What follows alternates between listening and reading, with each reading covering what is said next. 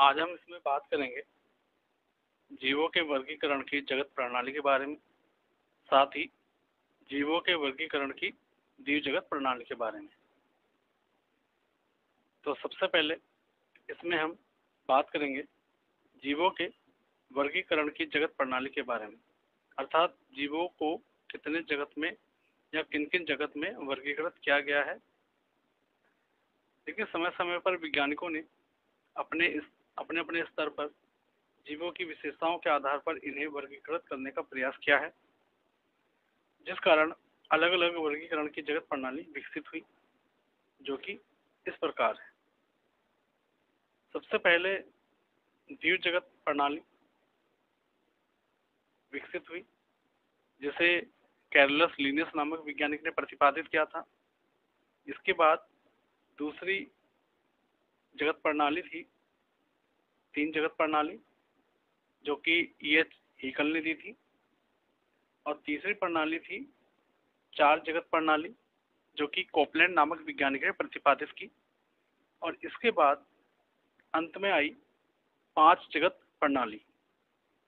ठीक है, और ये जो है R.H. व्हिटेकर नामक वैज्ञानिक ने प्रतिपादित की थी। तो इसमें सबसे पहले हम बात करेंगे जीव जगत प्रणाली की, जिसे जीवों के वर्गीकरण की जीव जगत प्रणाली कहते हैं। जैसा कि हमने पिछले लेक्चर में जाना था कि अरस्तु को जीव विज्ञान और जंतु विज्ञान का जनक या पिता कहा जाता है, क्योंकि इन्होंने सबसे पहले समस्त जीवों को समूह में बांटने का प्रयास किया और काफी समय तक उनका वर्गीकरण मान्य भी रहा। लेकिन जैसे जैसे जीव विज्ञान में जीवों का ज्ञान बढ़ता गया, हमें उनकी समानता और असमानता का भी वैज्ञानिक ज्ञान प्राप्त हुआ। अतः इसी क्षेत्र में आगे बढ़ते हुए एक वैज्ञानिक ने, या कहें कि एक वैज्ञानिक हुए जिनका नाम कैरोलस लिनियस था, जिन्होंने समस्त जीवों को दो वर्गों में अर्थात दो जगत में बांटा।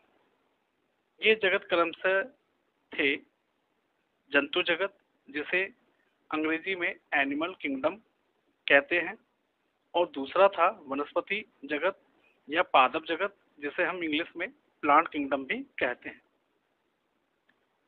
अर्थात कैरोलस लिनियस ने जंतुओं को जंतु जगत में और पेड़ पौधों को पादप जगत में रखा।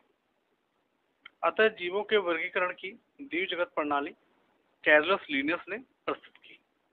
यानी सीधी सीधी बात यहाँ पे ये आ जाती है कि कैरोलस लिनियस हमारे पहले ऐसे वैज्ञानिक थे जिन्होंने वैज्ञानिक आधार पर जो है जीवों को दो जगतों में बांटा, और ये जगत क्रमशः जंतु जगत और पादप जगत थे। जंतु जगत में जीव जंतुओं को रखा और पादप जगत में पेड़ पौधों को। कैरोलस लिनियस ने अपनी पुस्तक सिस्टमा नेचुरी में इस सिद्धांत, यानी ये कहें कि इस वर्गीकरण की, या कहें कि इस जीव जगत वर्गीकरण का पूरा विस्तृत वर्णन किया। कैरोलस लिनियस ने जंतु जगत में बहुकोश के जंतुओं एवं एक कोश के प्रोटोजोआ जीवों को रखा। ये जीव भोजन ग्रहण करते हैं तथा इनमें गमन अर्थात एक स्थान से दूसरे स्थान तक आने जाने के लिए किसी न किसी प्रकार के गमन अंग या अंग अवश्य ही पाए जाते थे। जैसे बहुकोश के जीव गाय, शेर, हिरण, मनुष्य में चलने फिरने के लिए पैर होते हैं। इसी प्रकार एक कोश के जीव जैसे अमीबा में कूटपाद, पैरामीशियम में प्रक्षाम्बिका, यूग्लिना में कशाभिका गति के लिए होते हैं, जो इन्हें गमन करने में सहायता करते हैं।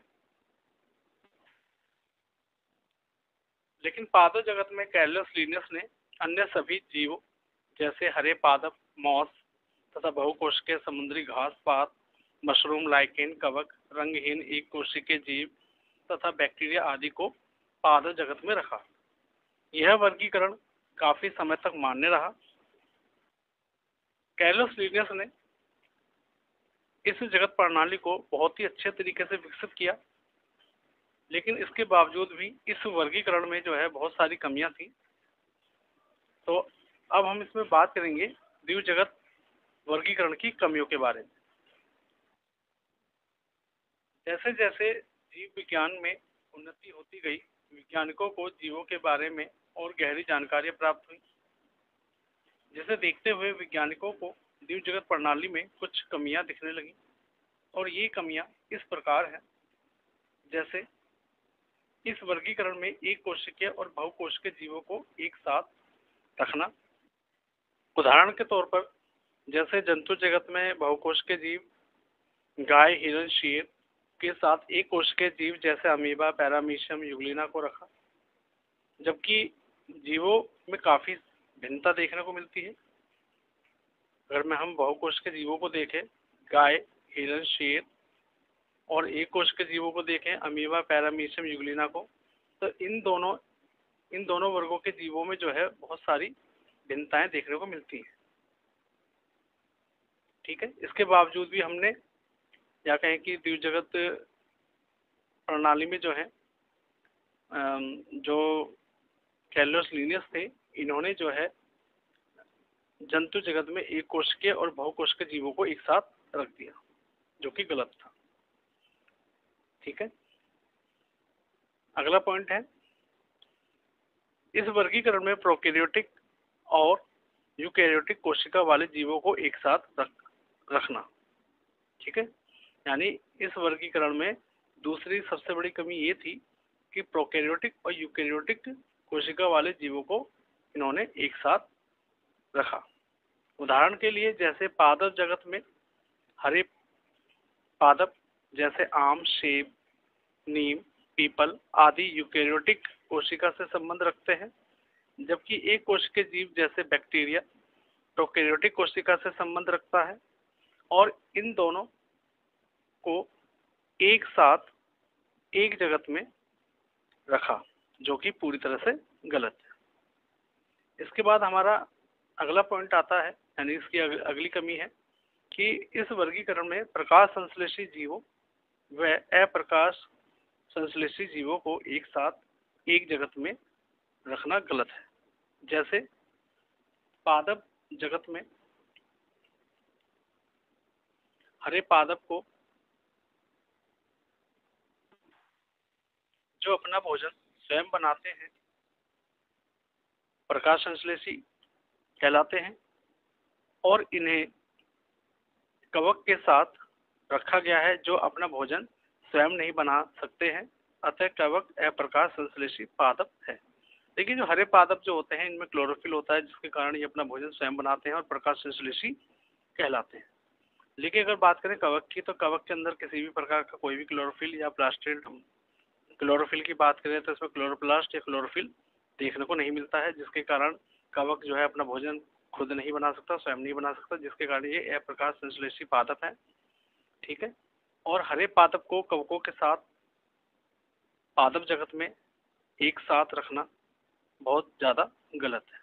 ठीक है, इसी तरह जंतु जगत में कुछ पादपों जैसे यूग्लिना तथा वनस्पति जगत अर्थात पादप जगत में माइकोप्लाज्मा जैसे कुछ जीवों को रखा गया है, जिनमें कोशिका भित्ति नहीं पाई जाती है।